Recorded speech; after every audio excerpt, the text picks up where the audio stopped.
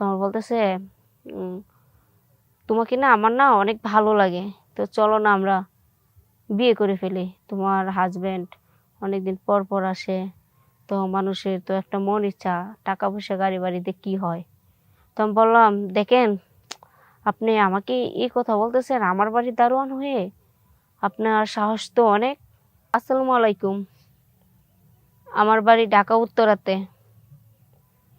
আমার নাম রুনা। আমার নাম রুনা। তো আমার জীবনে একটা ঘটনা ঘটেছে, সেই ঘটনাটা আপনাদের মাঝে তুলে দেওয়ার জন্য চেষ্টা করতেছি। তো ঘটনাটা হলো, আমার আমার বিয়ে হয়।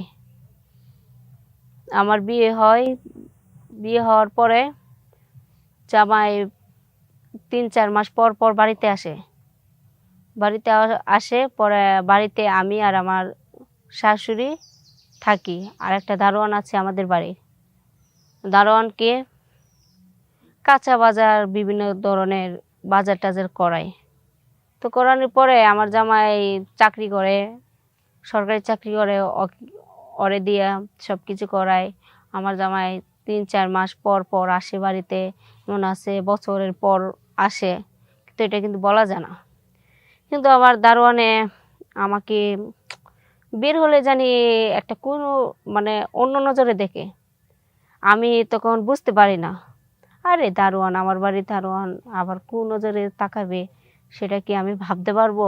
কেউ কি ভাবতে পারবো? সে আমার বাড়ি কাজ করে। আচ্ছা, এভাবে যাই, অনেক দিন গেল। যাওয়ার পরে এভাবে যাই, যাওয়ার পরে তাকেও জানি আমার কিভাবে জানি সে আমারে অফার দিছে। তোমার বলতেছে উম, তোমাকে না আমার না অনেক ভালো লাগে, তো চলো না আমরা বিয়ে করে ফেলি। তোমার হাজবেন্ড অনেকদিন পর পর আসে, তো মানুষের তো একটা মন ইচ্ছা, টাকা পয়সা গাড়ি বাড়িতে কি হয়। তো আমি বললাম, দেখেন আপনি আমাকে এই কথা বলতেছেন আমার বাড়ির দারোয়ান হয়ে, আপনার সাহস তো অনেক। পরে সে বলতেছে, আমি কি দারোয়ান হলেও কি আমি মানুষ না? আমি তো মানুষ একজন, এভাবে কি অবহেলা করা যায়? দেখো না, তোমার মাথাটা শান্ত করো, শান্ত করো, তুমি একটু ভাবো। তোমার জামাই একটা বিএপি চাকরি করে দেখে সে একটু ভালো, কারণ আমি তোমার বাড়ির দারোয়ানের চাকরি করি দেখে তুমি এইভাবে আমার অবহেলাটা করতে পারলা? তো এভাবে গেলো। যার পর আমি বলছি, দেখেন আপনি আমার বাড়ির কাজ করেন, বাড়ির কাজ মতনই চলাফেরা করেন, তো আপনি এরকম কথা আমাকে বললেন না তো। আমার এরকম ধরনের কথা ভালো লাগে না। আমার জামাই জানতে পারলে আমাকে এ বাড়ি থেকে এখনই বের করে দিবে। আপনি কি চান আমার ঘরে আগুন লাগুক? আর আগুন লাগেও কি আপনি ভালো থাকতে পারবেন? সেটাও আপনাকে আমি দিব না। পরে সে ওরে আমি অনেক কিছু বলি, না আমাকে বলে, না তোমার উপর আমি ক্রাশ খাইছি, অবশ্যই তোমাকে আমার ভালো লাগছে, তুমি যদি বলো তোমার জন্য জীবন দিতে আমি জীবনও দিতে আমি রাজি, কিন্তু তুমি একবার আমাকে বলো। পরে আমি ভাবতে থাকি আমি বলছি, যান এখন, আমার মেজাজটা গরম আছে, আপনি যান, পরে আসেন। পরে আমি ভাবতে বলি, আমারে একটা সাধারণ একটা দারোয়ান, তো সে আমারে অফার দিছে, সে অনেক তো বুঝাইছে ঠিকই তো, মানুষ তো দারোয়ান, যে যেটা কর্ম, তো সে তো মানুষ, সে তো মুসলিম, সে তো মানুষ, তো মানুষটা তো মানুষ, এইভাবে অবহেলা করাটা ঠিক না। তো আমার দারোয়ান আমার সাথে এইভাবে এইভাবে দিন যাইতে থাকে, আরেকদিন প্রস্তাব দেয়, আমি প্রস্তাবে রাজি হয়ে যাই। মানে রিলেশন অনেক বিভিন্ন জায়গায় ঘুরতে যাই, অনেক কিছু তার নিয়ে অনেক এনজয় জীবনে করছি। করার পরে হঠাৎ করে আমার জামাই আসে। তো আমার জামাই আসে, আসে আর এই ফ্যামিলিতে খেয়ে বুঝে, ফ্যামিলিতে এসে বলতেছে, আমার শাশুড়ি বলতেছে, ওর মানে বাড়িটা আমার জানি কেমন লাগতেছে। পরে আমার শাশুড়ি বলল, কি কস, বাড়িটা কেমন লাগবে? না, দেখো আমার বাড়িটা কেমন জানি লাগতেছে। পরে এগুলো বলছি, বলার পরে সে এগুলা অনেক কিছু বলার পরে আবার আসছে, আইসা আবার চলে গেছে। আমার জিজ্ঞাসা অনেকগুলো, আমি বলছি দেখো একটা কি এইসব, তারও কানে একটু একটু গেছিল কিন্তু এতটা যায় নাই, বুঝতে পারে নাই। আমি বলছি এটা দারোয়ান, দারোয়ানের সাথে কি কেউ কি যাবে? আমার বাড়ি তোমার বাড়ি কাজ করে, এগুলোর সাথে কি রিলেশন করা যাবে? পরে এগুলো গেল। আমার জামাই আবার 6 মাস হয়ে গেছে আসে না। তারপরে আমি ওর সাথে আমি রিলেশনে আমি জড়িয়ে যাই। জড়িয়ে যাওয়ার পরে তার তারপরে তার সাথে কথা হয়, মেসেজ হয়, দেখা হয়, আমার বাড়িতে অনেক কিছু তার সাথে হয়। তারে দিয়ে সবসময় বাজার যাহা দরকার তাই আমি প্রয়োজন করি, কাজ করি। পরে একদিন সে হঠাৎ করে অন্য একটা পর্যায়ে চলে যায়।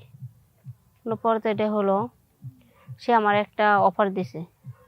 সে অফারে আমি মেনে ফেলছি। মেনে ফেলার পরে পরে পরকীয়ার ভিতরে সে জড়াই গেছে। জড়ার পরে তার পেটে আমার বাচ্চা 2-3 মাসে। তো আমার জামাই আসে, আমি বমি করি, আমার ভাবটাই অন্যরকম। বাচ্চা হলে তো মেয়েদের ভাব অন্যরকমই থাকে, খাইতে পারে না, চলতে পারে না। পরে আমার জামাই বলে আমি এতদিন পর পর আসি, মানে আমার জামাইও বুঝতে পারে না, যেহেতু জামাই আছে এটা বুঝবে, ধরার তোই নাই, হলে বাচ্চা হলে হইতে পারে জামাইয়ের। তো জামাই আর ধরতে পারে নাই।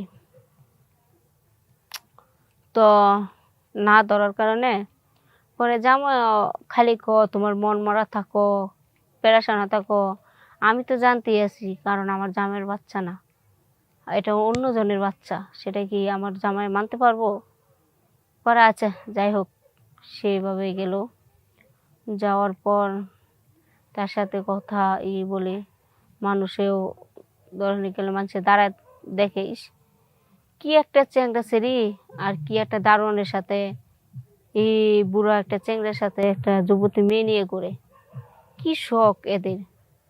তখন মানুষ আমার দিকে তাকায় দেয়, তখন তো আমি বুঝতেই পারি আমার থেকে বয়স তার বেশি, আমার কম। কম থাকলে তখন আর কি কি করার আছে? তখন মানুষে বাজে মন্তব্য করলেও করুক, সেটা আমার দেখার বিষয় না। পরে এইভাবে যাইতে থাকে। পরে আমার জামাই আবার আসে। আসার পরে তখন আমার 6-7 মাস হয়ে যায়। হয়ে যাওয়ার পরে আবার যাই। পরে আবার তার সাথে আমি আমার বয়ফ্রেন্ডের সাথে, দারোয়ানের সাথে দেখা করি, এটা এটা গেল। পরে আপনার 1 বছর হয়ে গেল, আমার বেবি হলো। বেবি হওয়ার পরে আপনার আমার জামাই আসলো। পরে কিছুদিন পরে আমার বেবিটা 2-3 বছর পরে বড় হয়। বেবিটা যখন বড় হয় তখন ওদের বংশের কার মতন হয় নাই, ওর পরিবারে কারো মতন হয় না, দারোয়ানের মতন হয়েছে। তখন তো সবাই জানাজানি হয়ে গেছে। জানাজানির পর আমি তার মুখ দেখাইতে পারি না। আমার পরিবার বংশগত যা আছে সবার মান সম্মান চলে গেছে। তো চলে যাওয়ার পরে এখন আর কি করব, এখন আর কিছু আমি করার রাস্তা পাই না। পরে আমার বা আমি ছিলাম, ওর বাও ছিল, তখন আমাকে ডিভোর্স দিয়ে দিছিল। ডিভোর্স দেওয়ার পরে আমি একাই থাকি। এখন আমি একাই আছি। তো আপনাদের মাঝে এই গল্পটা আমি শেয়ার করলাম। কিন্তু সবাই ভালো থাকবেন। তো কেউ জেনে শুনেও এই কাজটা কখনো করবেন না।